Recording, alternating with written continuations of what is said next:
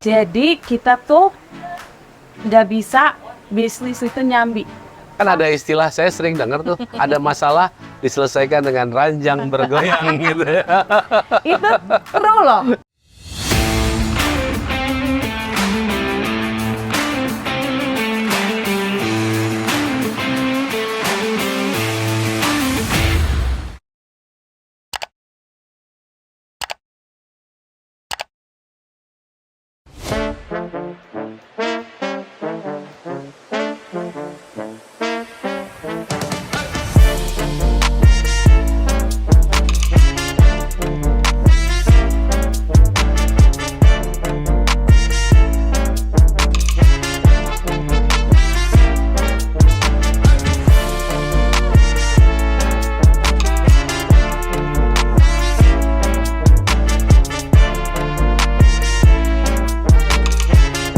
Hai, saat ini saya lagi ada di outlet salah satu member Kuliner Mastery yang ada di daerah Sentul, Bogor. Namanya Resto Sawah Segar ya. Jadi di Sentul ini ada dua cabangnya ya, namanya Resto Sawah Segar. Dan ini konsepnya bagus banget. Jadi pas kita masuk, ini udah disambut dengan pemandangan sawah yang indah ya. Hari ini kita akan ngobrol bareng pemiliknya, Mas Harno dan Uni Cynthia. Nah, gimana ceritanya bisa muncul ide membangun resto sekeren ini? Yuk, kita masuk ke dalam untuk ngobrol bareng pemiliknya.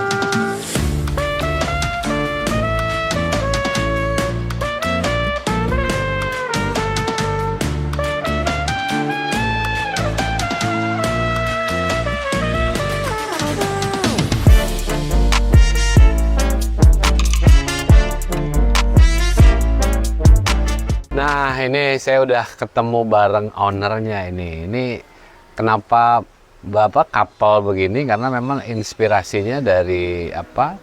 Mas Harno sama Uni Cynthia ini couple planner. Nah, ini kemana-mana selalu bareng ya. Selalu bareng, bikin bisnis bareng gitu ya. Wah, pokoknya keren lah ini. Sehat, Uni? Alhamdulillah. Oh, tapi aku nggak suka kalau dibilang owner. Apa dong? Titipor. Titipor. Ini apa low profile banget teman-teman ya. Ini restonya udah banyak tapi kadang nggak mau dipanggil owner, semua cuma titipan. Betul. Nah, nanti gimana ceritanya Semuanya nih? titipan. Mulai kuliner dari kapan sih Mas Harno? Iya. Kalau kita mulai usaha itu dari tahun 2005, Coach. 2005. Mulainya dari nol sekali. Dari mulai pakai tendaan gitu, Coach. Tendaan di depan. Tenda beneran gerobakan. Tenda itu loh, Coach, yang dijual di Pancoran yang kita beli 300.000 waktu itu. Tenda yang warna merah, hijau, biru gitu. Kita beli itu, kita mulai itu, mulainya kita jualan sayur asem, ayam bakar, terus ayam goreng gitu ya. Ya menu-menu biasanya rumahan gitu aja lah. Menunya lebih ke Sunda, Betawi. Kita kan orang Betawi. Betawi ya. Itu kan saya memang orang Betawi. Orang Betawi. Jadi kita jual makanan Betawi. Kenapa Betawi? Tanya dong Coach, kenapa makanan Betawi? Orang Betawi tadi katanya. Bukan, kalau kan saya orang Padang. Oh iya. Kalau orang Saya manggilnya Uni nih kalau ke Uni Cynthia. Kalau- Kenapa nggak Padang malah Betawi? Iya. rumah makan Padang udah banyak saingannya. Oh. Kalau rumah makan Betawi belum. Sama rumah makan Betawi itu tuh kita punya niatan banget dari dulu tuh pengen ngangkat harkat derajat orang Betawi. Jadi bukan cuman Sidul yang masuk TV, tapi rumah makan Betawi itu bisa mendunia. Makanya tagline-nya apa, Pak? Makanan terlangka di dunia. Makanan terlangka di dunia. Jadi saya cerita dulu nih teman-teman. Jadi sebelum ini Sawah Segar ini gitu ya. Jadi Mas Harno ini dia merintisnya dari rumah makan Betawi. Nama rumah makannya apa? Dapur Betawi Cabe 5. Dapur Betawi Cabe 5. Oh, itu udah legend juga, itu udah banyak menteri apa datang ke situ, artis-artis. Nanti apa Kenapa foto-fotonya kita Dapur munculin. Betawi Cabe 5, Coach? Karena waktu kita awal itu namanya jalannya Jalan Cabe 5. Jalan Cabe. Jalan Cabe 5. Nah, kita mau supaya kita selalu teringat kapan kita mulai dan dari mana kita berasal. dapur Betawi ini, makanya jadi yang untuk dapur Betawi di semua cabang itu namanya dapur Betawi Cabe 5. Berarti dapur Betawi Cabe 5 itu udah awalnya itu ya, sampai berapa tahun waktu itu sampai akhirnya memutuskan bikin sawah segar? 15 tahun. Iya, jadi dari 2005 kita mulai itu perjalanan panjang, Coach. Ya. Jadi kalau dihitung-hitung kita udah yang ke-7 mungkin ya. Ada beberapa kali pindah, kita gagal menyewa satu tempat, pindah lagi sampai akhirnya sekarang itu ya tinggal 2 dapur Betawi ya. Satu yang di Bojongsari alhamdulillah kita punya sendiri. Satu lagi yang di Cinere itu kita sewa. Sewa ya. Udah, dan alhamdulillah sampai saat ini ya Ayang Beb ini masih kerja. Ayang Beb. Tapi termasuk hebat ya ini berdua, bareng-bareng ngerintisnya gitu ya. Terus bisa sambil kerja, masih bisa jalan gitu ya. Tantangannya apa sih Mas Anro, Uni waktu itu? Kita sebutnya seni. Seninya itu sebenarnya di berdua ini, seninya itu bagaimana apa yang ada di kepala Ayang Beb ini terus bisa dimengerti sama saya, apa yang ada di kepala saya bisa dimengerti sama Ayang Beb satu ini. Tapi memang luar biasanya itu ternyata perbedaan itu yang membuat kita akhirnya jadi satu. Pertama kali kita buka, kalau aku nggak salah ingat, saya pengennya kalau nggak salah mie, Mas Haro tuh maunya apa? Sampai akhirnya terumuskan, why kita nggak buka rumah makan Betawi aja, udah bukan mie, bukan apa, makanannya itu makanan Betawi, sampai kita punya tagline, iya ya kita harus punya sesuatu yang memang berbeda dari yang lain. Nggak ada, yang tantangan terbesar itu memang kan berdua mau rumuskan sesuatu sampai akhirnya ketemu, ternyata memang muncullah seni yang berikutnya. Seni berikutnya pertama kali kita, ini kalau ngerunut perjalanan pertama kali ya Ocean, kita buka ternyata kita tuh bukannya di tempat yang gak rame. Jadi kepala kita panjang kayak jerapah. Salah lokasi. Karena kita nggak punya. Ada memang kita cuma memanfaatin tempat yang ada. Jadi tempat yang ada aja gitu ya. Modal nggak ada. Kita Kita nggak nyewa. Terus lama-kelamaan tadi perjalanan yang kita lewatin sampai kita buka 7, pinggir jalan, terus jalannya masuk ke dalam dan sebagainya, itu membuat seni yang tadi, tantangan yang tadi itu menjadi, kita harus berbuat sesuatu lagi yang lebih. Nah itu lebihnya itu sebenarnya bukan, kalau dipikir-pikir cari uang, awalnya tuh enggak Coach. Awalnya itu kita berpikirnya gimana kita siap untuk bisa memberikan banyak manfaat. Pengen punya banyak karyawan gitu. Sekarang udah berapa berarti karyawan? Kalau totalnya sekarang ada 80.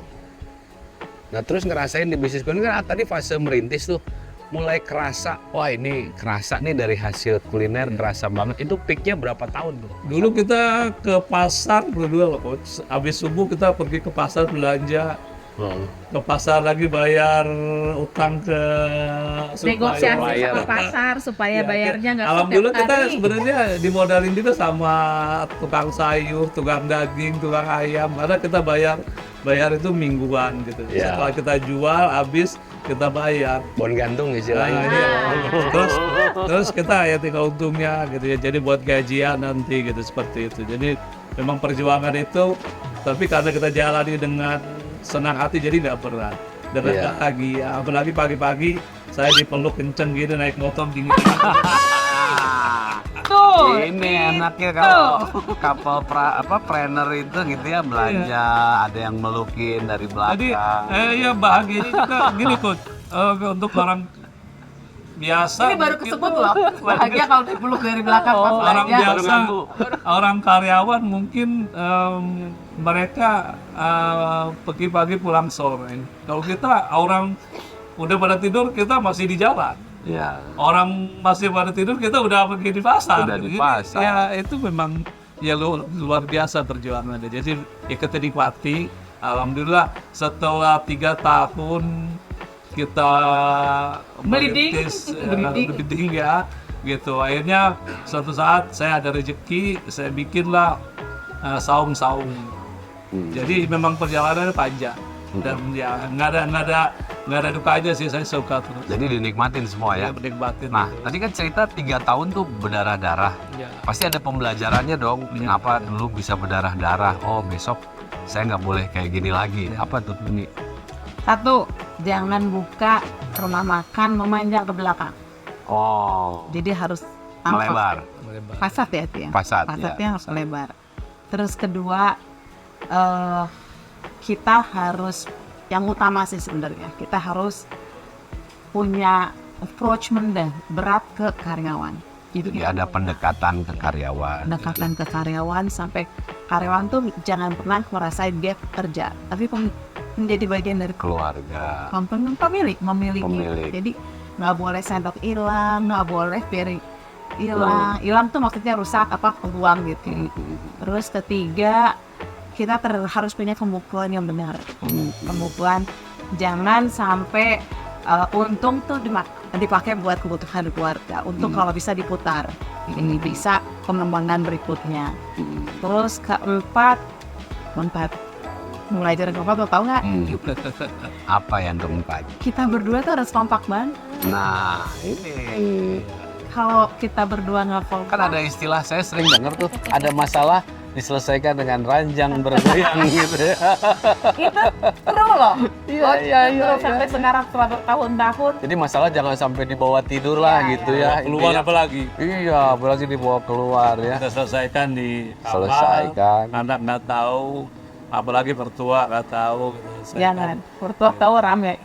Iya. Dan ya alhamdulillah nggak pernah ada masalah ini kejadian, alhamdulillah semuanya gitu. Jadi ya perjalanan itu akhirnya kita kan sama-sama kerja, Coach. Jadi uang keuntungan dari warung tuh kita nggak makan untuk anak sekolah segala macam. Oh. Jadi pembukuannya tuh harus. Jadi yang hasil usaha itu ya memang buat pengembangan usahanya untuk lagi ya. investasi lah, Coach, gitu. Jadi yang kerja, yang dari hasil kerja buat kebutuhan saya. Memang nggak gampang, Coach, kita menjalankan usaha sambil kerja tuh resikonya tinggi juga, karena apa namanya, karyawan juga harus selalu diperhatikan, harus usaha juga selalu ditemani. Jadi setiap ada waktu kita selalu temenin untuk untuk melihat atau menemani karyawan kita. Apalagi masalah keuangan juga harus diperhatikan. Ini yang ketat sama keuangan. Kalau saya nggak megang keuangan, jadi kadang-kadang paling Ada satu coach kelima. Tadi berapa? 5? Tadi 4. Yang kelima, jadi kita tuh nggak bisa bisnis itu nyambi. Nggak bisa nyambi. Jadi waktu itu kita berdua 2005 kita buka, 2003 tahun kita bleeding tuh istilahnya kita nombok. Jadi masih pokoknya, harus operasional, harus nombok. support lah. Terus 2010 menuju 5 ke 2010 itu kita udah mulai dapat di Cinere. Itu pas fixnya bisa jadi benar banget pada saat kami salah satu memutuskan berhenti bekerja. Pulang haji, suami memutuskan. Ada yang fokus lah satu Iya. gitu ya. 2011 ya. Ayang Beb ini memutuskan berhenti bekerja, fokus ke sana. Nah, setelah dia fokus, and then everything's kayak under control. Tapi bukan under control terus kita nggak terus belajar ya. Iya. Jadi 2011 Mas Harno udah mulai fokus, itu tuh udah mulai bisa tuh berkembangnya lebih apa? Tak terus lebih berkembang lah. Sampai kalau saya sih bahasanya, kok nempel saya jadi tebal ya. Bagian terima setoran. Ketika kita buat Cinere itu 4 tahun kita happening, Coach. 4 tahun hebat ya. Itu saya lihat fotonya sampai artis, pejabat, apa datang Untuk ke situ. liputan TV, hampir semua TV mungkin sudah datang. Sudah ngeliput ya. Apalagi BRI mungkin sama Kompas TV itu RCTI, TVRI, semua Indosiar. semua. Waktu itu saya sering wawancara, sekarang sukanya yang saya serahin. Iya, ini wartawan juga teman-teman. Wartawan. Jadi teman wartawannya yang basic. Iya. Ada satu coach ke-6. Ada lagi. Ada lagi. Lu nanti ya. Tolong nanti editor ditulis ya satu-satu Yang ya. ke-6 itu jangan pernah kita pada menyanyiakan dari waktu kita mau mulai itu sesuatu lah. Pas ya Mas Hero udah mulai fokus, ternyata pengalaman Mas Hero dulu di perusahaan sebelumnya di Konikusat itu akhirnya membuat itu networking. Jadi networking itu dasar kita untuk membuka satu bisnis itu bisa sangat luas. Dan alhamdulillah sama ini kan ke-6 ya. Kalau ke-7 ini kan saya senang ke-7.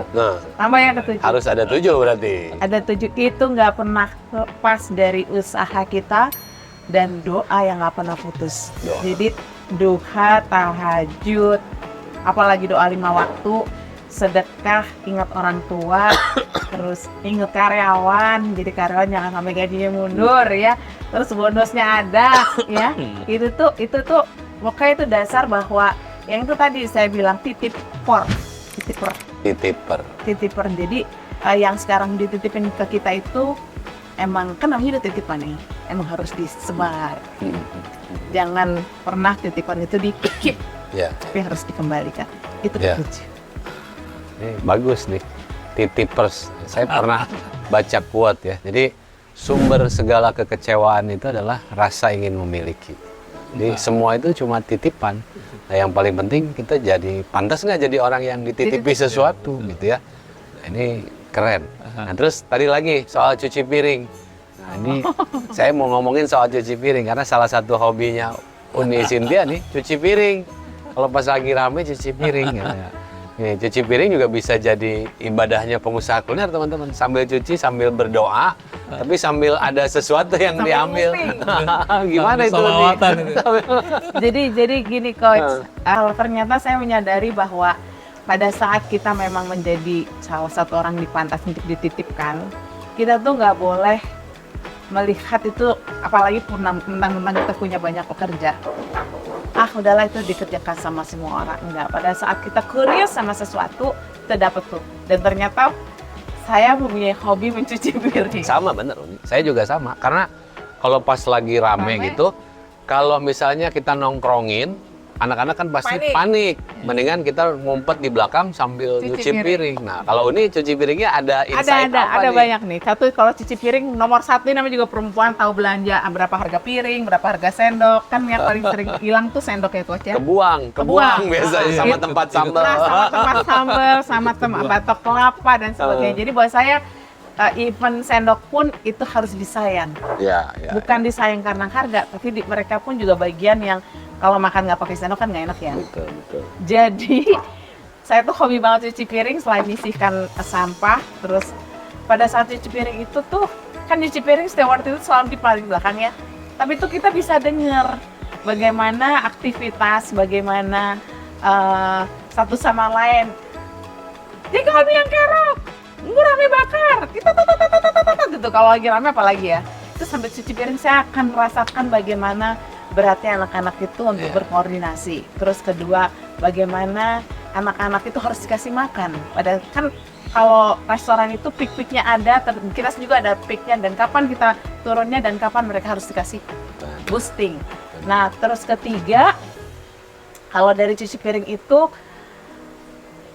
ada itu bisa katanya kalau kita ngapa-ngapain terus banyak berzikir supaya itu zikir juga itu ya. Zikir, supaya dan lihat bahwa ini harus bersih dan bisa memberikan mungkin booster juga buat karyawan.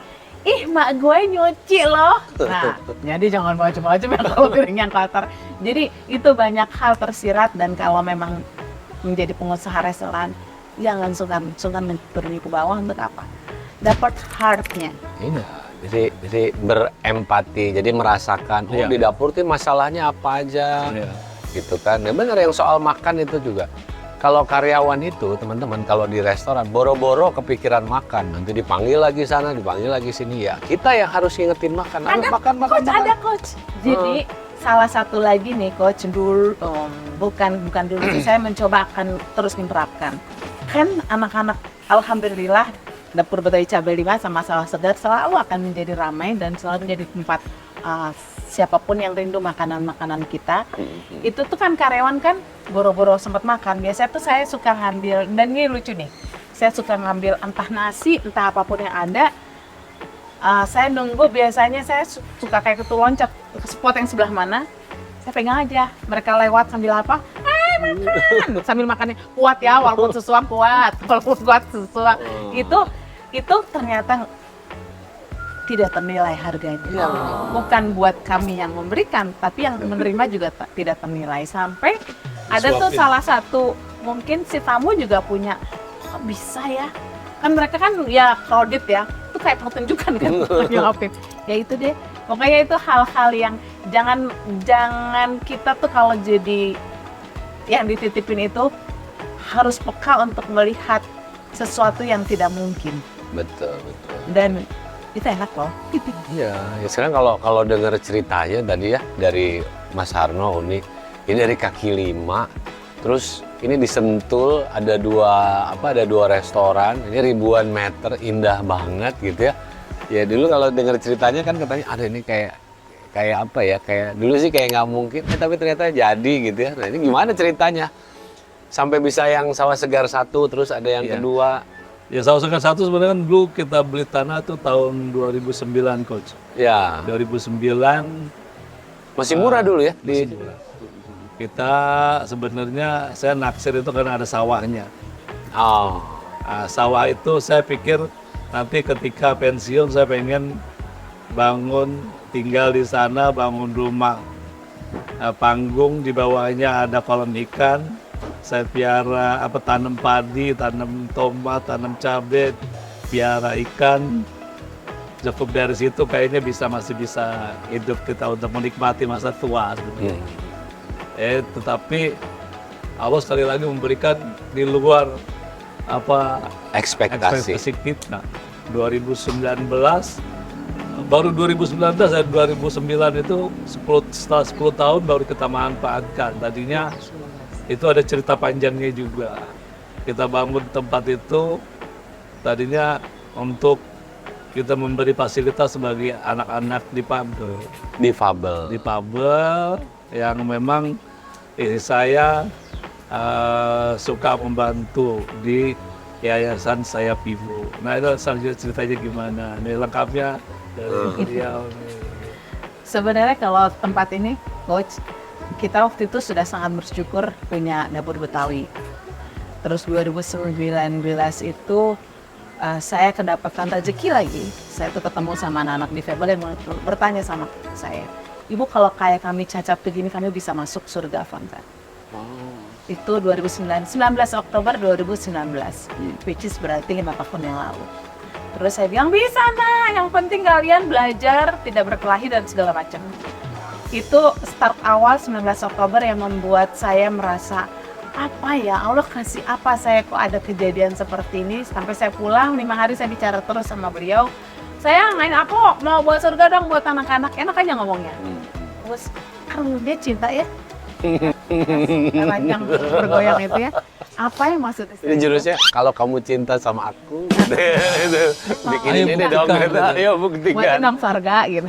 Ini buat anak disable. Dan ternyata dia keingetan, kita lupa punya tanah di 2009 kita beli. Oh lupa punya tanah? Iya bukannya lupa. Ya karena kita memang cuma buat hari tua. Dapat beras itu aja Coach, benar beras. Dapat sekarung, 2 karung kita bagi-bagi saudara-saudara. Oh, jadi tanah ini ya cuma buat karena sawah, digarap nanti berasnya dikasih. Tadinya gitu aja kita gitu ya. Bagi hasil padinya udah jadi beras. Kan planning buat hari tua tadinya. Akhirnya saya bilang sama suami bilang, sayang kita buat aja deh surganya itu di Kampung Bojong Koneng namanya, Kampung Bojong Koneng yang pertama. Terus nggak lama COVID, 2020 bulan Maret COVID kan. Pas COVID kan kita nggak kerja, tapi kita nggak mau diem aja, kita takut sama COVID. Mulai deh tuh kita ngebangun perlahan, mau ngebangun, sampai suami nanya kita mau jadiin apa nih, kan anak-anak juga nggak bisa dibawa ke sana ya. Tapi mulai ada, tadi kalau sempat diperhatikan Pak Sarwo selalu bilang pengen punya gazebo bawahnya ikan. Nah, akhirnya konsep itu yang dibangun di di tanah yang ada di Sawah Segar 1. Dibangun pelan-pelan. Kalau ditanya modal, Coach, kita modalnya tahajud, baca zikir, terus sholawat, terus tapi punya modal kuat, pengen banget surga buat anak-anak difabel. Ternyata Allah sangat mendengar doa kita. Jadi itu ada hasilnya buat difabel gitu? Iya ya, 17 Agustus kita buka. Yang kita secara perlahan, kalau ditanya lagi modalnya apa, ya ada uang 1 juta, jadi kayu, jadi gazebo, ada uang sedikit, terus jadi bangun tumbuh gitu ya? Di bulan apa Mas Sarto tanya dong, kayaknya lo jadiin, sampai kapan kita bangun terus? Kita deh pembukaan yuk, 17 Agustus kita buka. Dan ternyata itu jadi tujuan wisata orang-orang yang semua pakai masker. Oh pas COVID boomingnya? Iya. Oh. Jadi COVID. Orang nggak ada yang berani keluar. Ya pas COVID kan makan di ruangan apa ini, kalau ini saung-saung. Restoran tutup, mau tutup. Iya. Akhirnya orang larinya ya ke sini, ke Sentul lah, Bogor pokoknya. Di sini pun terjadi Jatuh Hati itu ada kafe, sini juga full, mereka rame gitu. Jadi bukannya di Sawah Segar, tapi Sawah Segar waktu itu yang luar biasa pengunjungnya gitu. Ya, alhamdulillah. Sedangkan kita juga belum terlalu siap karena apa, gazebo kita belum jadi semua, Coach. Baru ada 1 joglo gini, terus ada gazebo, baru ada 4 kalau nggak salah. Akhirnya ya nggak ketampung. Sampai akhirnya terus sambil kita berlomba. Itu blessing ya, yang sehari 1.000 orang. Sehari 1.000 orang. 100 kilo tuh berarti bisa 200 ekor. Itu rame. Nah, tumbuh-tumbuh gitu, tapi tetap ya pada saat itu ternyata kita menyadari, ini mungkin salah satu clue juga. Pada saat kita membangun sesuatu jangan pernah tanpa konsep. Oke.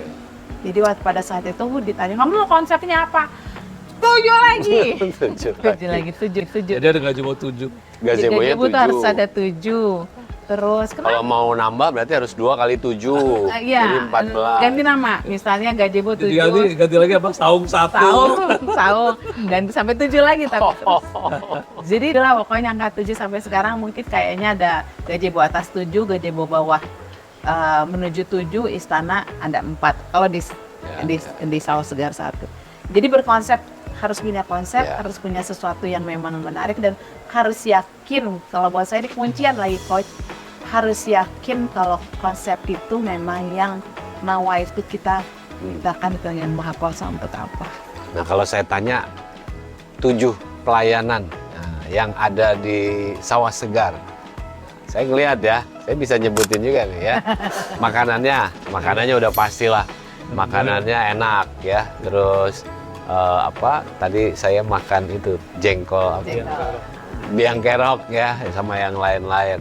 Terus suasananya di sini tuh bukan cuma jual makanan. Wah, tadi kita udah masuk ke dalam di jalan ya, lumayan perjalanannya. Begitu ke sini terbayar sudah semua. Terus yang ketiga, aduh karyawannya ramah-ramah gitu ya. Kita masuk udah disambut. Terus ini juga ada, kalau di Sawah Segar 1 ada binatang-binatang lucu. Ada yang kakinya 1 lah, ada yang apa. Terus kayak apa, main aja ya sama pengunjung gitu ya. Terus yang kelima, nah ini saya selalu ini tuh, foto-foto. Ya, Instagramable. Nah, yang keenam, Abel. Nah, Abel tuh siapa sih? Abel ya. Jadi tukang foto, jadi apa? Ini tim ya, waiters atau apa Abel? Tapi dia kalau motoin, fotonya tuh heboh banget. Nah itu bikin orang terkesan jadinya, gitu. Nah yang ketujuh apa satu lagi tambahin ini? Saya lengkapi, yang ketujuh itu semua yang ada di Sawah Segar itu tuh harus bahagia. Harus bahagia. Dari tamu, dari pelayan, dari yang masak, dari kita, dari supplier, stakeholder kita tuh banyak, itu harus happy.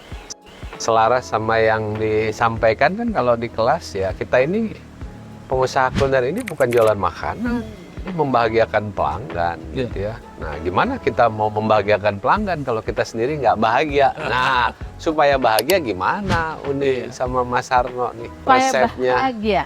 Supaya kitanya bahagia dulu nih gitu. Satu, ya. bersyukur.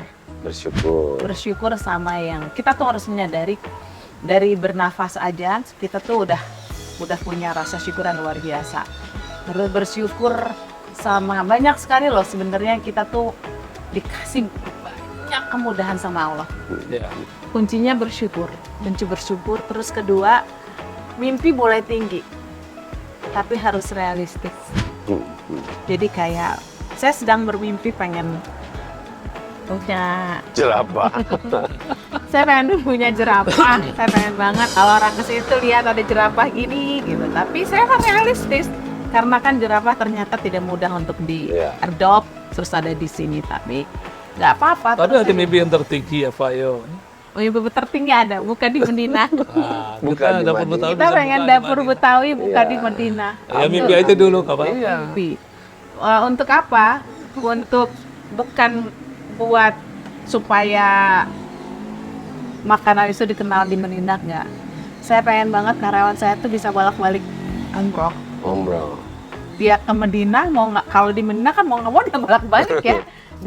Bosnya mau udah sering ya. Jadi itu pengen buka di Medina, mudah-mudahan Allah hijabah ya Allah. Amin. Dapur Betawi tapi kalau sawah segar sana nggak bisa karena nggak bisa bikin sawah. Udah sawahnya. Adanya kebun korma. Kalau sawah di sana itu tanda-tanda kiamat katanya itu. Adanya Ada sawah. Karena berikutnya apa nih Mas Harno? Ini untuk cabai apa? Dapur Betawi. Dapur Betawi cabai 5 buat sawah segar. Kedepannya seperti apa? Dapur Betawi kita akhirnya saya khususnya merubah segmen bahwa segmennya itu memang yang harus tergrab dengan baik sama market yang ada. Market yang ada itu tandanya apa? Kemarin tuh kita perbaiki sistem, perbaiki orangnya mesti bukan orang ya, maksudnya kita di dalamnya itu udah harus punya yang kekinian sekarang. Di Dapur Betawi kita lagi mau buat untuk lebih terjangkau dan dia bisa makanan Betawi itu bisa nyampe ke semua kalangan. Inti besarnya sebenarnya pengen masuk makanan Betawi jadi nasi box yang bisa sebar kemana-mana. Satu. Kalau Dapur Betawi. Ini lebih ke nasi boxnya ya? Yes, nasi boxnya sama outside catering. Iya, iya. Itu menunya enak-enak banget loh itu. Iya. Iya. Outside catering itu sedang mau mencoba, sudah mau mulai outside catering untuk bisa makanan Betawi. Mungkin boleh lihat nggak boxnya nggak? Oh, mana boxnya? Nih. Ini Dapur Betawi. Nih.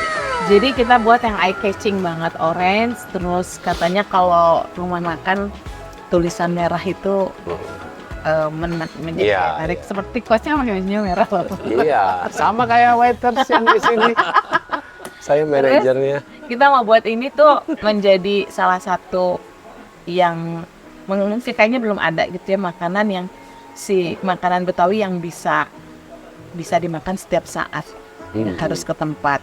Nah kalau mau sawah segar yang tadi saya sudah sampaikan, saya pengen banget sawah segar tuh bukan di Medina. Sawah segar itu yang Dapur Betawi. Ya, yang Dapur Betawi bisa sampai ke Medina. Kalau sawah segar bisa menambah fasilitas-fasilitas yang ini dapat tanah di Sentul juga nggak gampang sekarang ya. Ini mau pelebaran juga ya. Nggak gampang karena tanah di situ banyak sawah. Iya, yang harus hati-hati juga ya. Mereka sudah beli, saya harus ngontrak. Nah, itu Mereka tanahnya nggak dapat, duitnya hilang. Ya. Mereka udah beli sebelum saya beli, jadi dari tahun 2000-an itu mereka beli. Sekarang mereka ngontrak per meter. Makanya saya bilang, aduh ini jodoh banget nih, bisa dapat seluas ini. Sertifikat, jadi insya Allah udah amat ya. Amin, amin. Terus apa lagi tadi ini, Uni? Dapur Betawi ini Sampai Madinah. Nah, kalau sawah segar punya fasilitas yang out of the box yang tadi tuh kebayang sih tuh pengen banget tuh makan di sawah, kan makan di sawah udah biasa tuh nih, makannya ditarik ke atas. Terus ada tempat anak-anak bisa bermain tapi dengan nyaman ya. Terus ada edukasi. Jadi pengen banget tuh punya edukasi tuh mungkin kayak nasi itu kan nasi. Sawah itu kan identik sama beras. Nah, proses dari sawah menjadi Dari beras menjadi nasi. Dari sawah. Oh, dari sawah, Padi. tanah, Nanam, terus dibajak gitu ya. itu pengen, tapi emang belum terganti dengan baik. Itu proses banget. Terus sama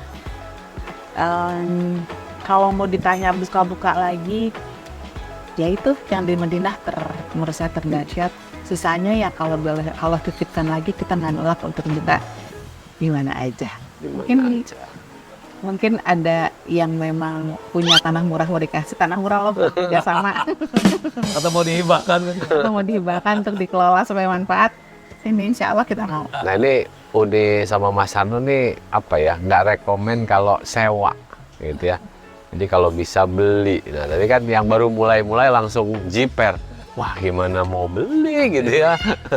Mungkin ada tips kalau mau sewanya harus tempat kayak gimana, atau mendingan beli walaupun kecil atau gimana gitu. Ya sebenarnya kalau aturan ini tuh ya sebenarnya sewa lebih bagus daripada beli. Dalam artian karena ketika kita beli berarti kan modal kita harus besar, terus kita omset kita juga harus besar. Gitu. Jadi kalau sewa masih bisa kita bayar, kita terjangkau. Gitu. Tapi ada cita-cita pengen mudah-mudahan dari sewa bisa dibeli. Jadi tetap dari sewa niatnya harus beli. Ini kalau suami kan boleh sewa gitu ya. Kalau di saya tidak. Saya akan mengumpulkan uang berapapun yang kamu kasih dan akan saya doain untuk bisa membeli.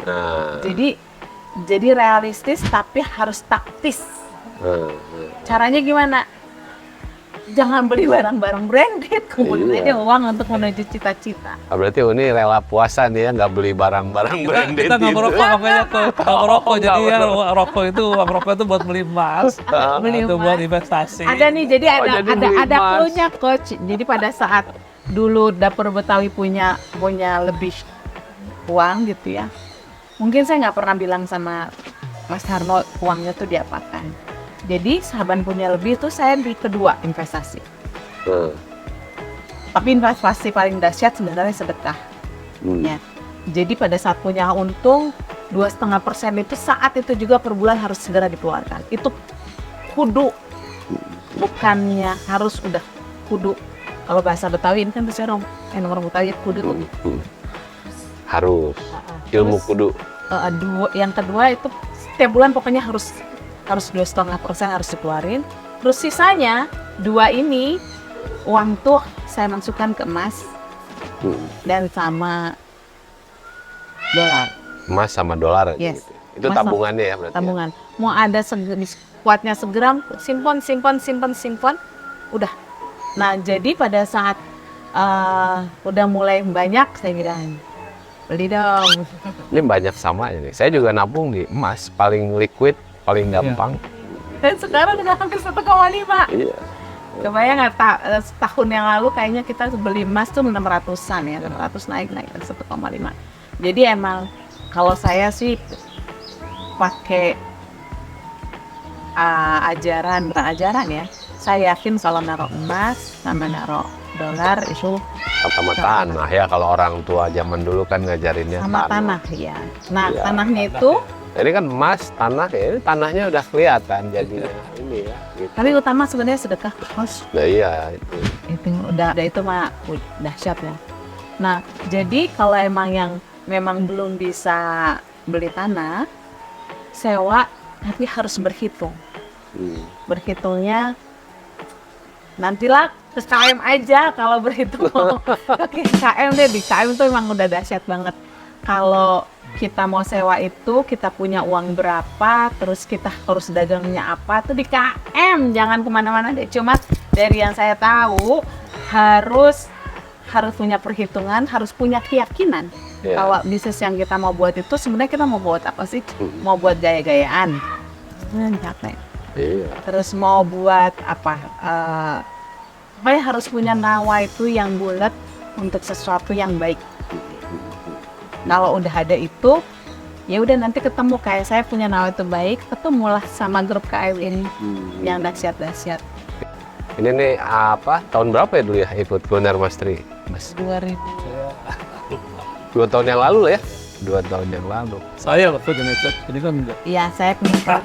Iya, akhirnya ikut nih berdua nih. Wah, seru lah. Iya. Terus kalau menurut menurut Mas Harno, ini seberapa harus sih kita kayak berkomunitas sama-sama pengusaha kuliner gitu? Kudu lagi. Kudunya kenapa? Karena pada saat kita berkutat nih, kalau saya kasih contoh berkutat aja, kok beli ayam segini, beli gurame segini gitu ya. Kita berkutat sendiri aja, tapi pada saat di komunitas, khususnya KM, Kuliner Mastery, itu tuh kita dapat insight-insight yang, oh iya ya, oh bener ya, oh kalau pakai punya dia mungkin lebih murah. Oke. Itu tuh komunitas tuh kudu karena satu ilmu, satu kedua kita tuh tempat jualan paling gampang. Dengan di komunitas itu kita tuh bisa bilang nggak mungkin lah misalnya kita ngumpul 20, enggak 10% aja mereka kan datang. 10% belum sama keluarganya. Itu bisa berapa? 20 lagi kan datang kan. Jadi satu keuntungan saling ngelarisin, saling mengunjungi saling gitu ya. ngarisin, saling ngunjungin, saling bantu, dan ternyata pada saat ada yang ketiga, silaturahmi itu alias komunitas itu Membuka pintu rezeki. Ya. Tapi saya ngerasain memang baik ilmu, sampai lagi banyak pakar-pakar yang ya berpengalaman gitu. Jadi sampai sekarang aja saya belum bisa nerapin itu dashboard yang karena itu ternyata memang sangat bermanfaat buat rasional itu kita tahu. Saya pernah jalanin itu secara manual gitu ya, Pak. Jadi kita tahu berapa ayam yang masih ada. Oh ini kok ayam masih ada 50 potong masih udah pesen lagi. Berapa? Gitu. Kalau nggak gitu kita nggak tahu. Karena alhamdulillah Pak dia ada orderan. Jadi kita tahu kan. Oh ini kok udah habis kok belum pesen gitu. Ternyata mereka lupa. Jadi dengan ya Dashboard itu kita tahu, dengan dashboard itu kita tahu bagaimana usaha kita, terus ya apalagi dari segi keuangannya. Itu yang penting kan kebocoran kecil itu katanya yang bisa menenggelamkan kapal, Pak. Iya. Gitu. Bukan kebocoran besar. Kapal itu tenggelam. Gitu. Tapi alhamdulillah saya punya supporting system. Supporting system yang ketat, yang bisa melihat dari nyuci piring sebenarnya, Coach. saling melengkapi ini ya. Dan segi keuangan, kalau saya nggak menguasai keuangan, paling beli bensin dong. Beli mobil dong. Rendah bensin. Ini nggak kerasa ini kalau ngobrol sama Mas Harno nih. Coach, ada satu lagi. Apa itu? Kalau saya boleh kasih titipan buat pengusaha atau ke calon-calon yang Nah, ini saya baru mau nanya itu. Pesan-pesan. ada. Jadi jangan pernah kita ngejalaninnya tuh snafel. Jangan pernah merasa kayak terbebani atau terpaksa. Jadi harus balance antara memang berusaha sama berhobi. Jadi kalau saya kan hobinya ngomong. Jadi saya seneng banget kalau diajak ngomong. Oh, saya seneng.